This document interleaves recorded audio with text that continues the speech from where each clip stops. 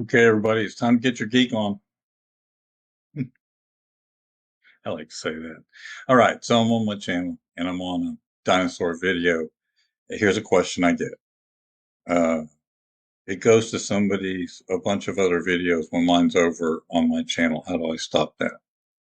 Um, very few people know this, but there is a way to make it loop, and I'm going to show you. So I've already done it. So um, any video on your channel, just right click it with the mouse and click loop. And when you click loop, it'll put a check mark over here. And you know now that you've told YouTube that you want this video to loop. When it's over, it goes right back and starts over, which is really cool.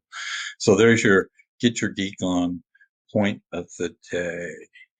Go to your YouTube channel, go to all your videos, right click, and hit loop. Have a great day.